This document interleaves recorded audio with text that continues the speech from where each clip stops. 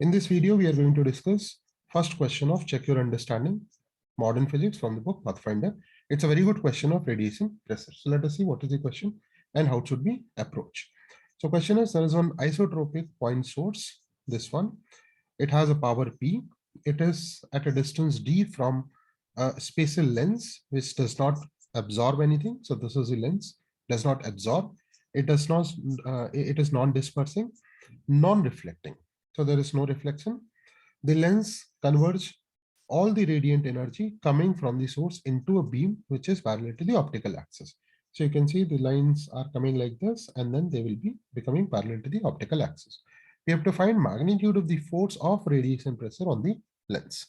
Okay, so let us see what do we do. In normally radiation pressure questions, we have to find out first the change in momentum of one photon. So I will also start in the similar way. So I'm calculating first the change in momentum of one photon. So let us say there is a photon going in this direction. Its initial momentum will be h pi lambda cos theta I cap plus sine theta j cap, right? So the unit vector in this direction. Finally, it becomes parallel to the x-axis. So final momentum is this. Change in momentum will be p final minus p initial. That will give you this, right? Now, after that, we have to see that if you think of another similar photon coming here, for that photon, so or even for first one, you see there's an I component. So there is one I component here for first one. I'm drawing it here. And there is one J component like this.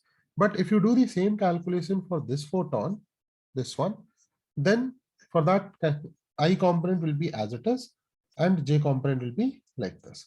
So you can see then J components are cancelling, Y components are cancelling, or the force which is acting parallel to the lens will be cancelled when you integrate over the entire lens. Only the force which is there in x direction, which is perpendicular to the lens, will survive. So that is what I've written here. Force will be exerted only due to the x component, right? It's easy to see. So this is the momentum change of one photon. We will find out force by calculating momentum change in 1 second. Force is equal to dp by dt. So what I'm going to do now, I'm going to find out the number of photons per unit time which are incident on this region, right? This is the thickness you are seeing now in 2D, but in 3D, or if you see this view, if you see from here, from the perpendicular of the lens, from here, if you see the lens, then it looks like something. Suppose there's the lens. It looks something like this. And here, this is the area where I have drawn this ray, theta, right? So this will be like a disk, right? So that is what I have drawn here. So first we have to calculate how much power, how much energy will be incident on this part of the lens. Fine. Basically, we want to find out how much energy will be incident on this part, this d theta part. So that the d theta part, let me show you both in same diagram. So this is the d theta part, right? So this d theta part, this is perpendicular to the lens. You can see in this diagram. So here, whatever is energy incident, from that we'll find out number of photons. So power of this is isotropic. Power of the source is P, which is going in 3D in all directions in 4 pi solid angle. So power incident in 2 theta region, right? So this region, which is this disk here, is P by 4 pi. P is the power in 4 pi solid angle. So unit solid angle is P by 4 pi. And the solid angle made by this is how much? 2 pi 1 minus cos theta. So I'm talking about this solid angle, which is 2 pi 1 minus cos theta. So this is the power, right? We don't need this power to calculate number of photons. We need the power incident in d theta annular region. So this is the d theta annular region because the momentum change is happening at this theta. Fine.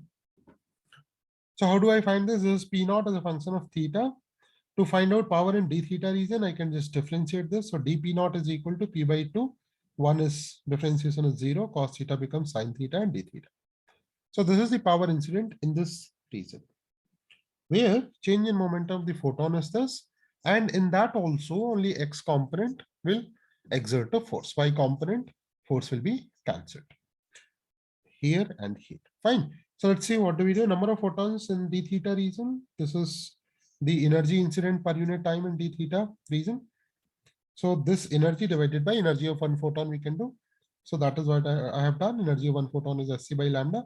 So I get this number of photons in that d theta region per unit time. And momentum change we have already calculated. So I'm going to now multiply force exerted at dp by dt. So momentum change in 1 second is the force. So here you see I have taken only x component of that, h by lambda 1 minus cos theta, and multiply by this. Fine. So this is dfx. This is the force exerted in this part by the photons. But you have to find out force exerted on the entire lens. For that, what I'm going to do, I'm going to integrate this from 0, this is 0 line, to alpha. Alpha is this. So if you integrate this from 0 to alpha, you get sine theta minus sine theta cos theta d theta. And after that, if you integrate, it becomes minus cos theta cos 2 theta by 4. Fine. And here alpha, you know what is cos alpha? Cos alpha here is d divided by root over r square plus d square. Now, what you have to do now, just substitute 0 and alpha limit also I have substituted. Just substitute the value of cos alpha, and cos 2 alpha you write as 2 cos square minus alpha, 2 cos square alpha minus 1, and you will get this as the answer. Right? So this is a very good question. If you have liked my analysis, please hit a like to this video and please subscribe to this channel also. Thank you very much. I'll see you once again in next video. Thank you.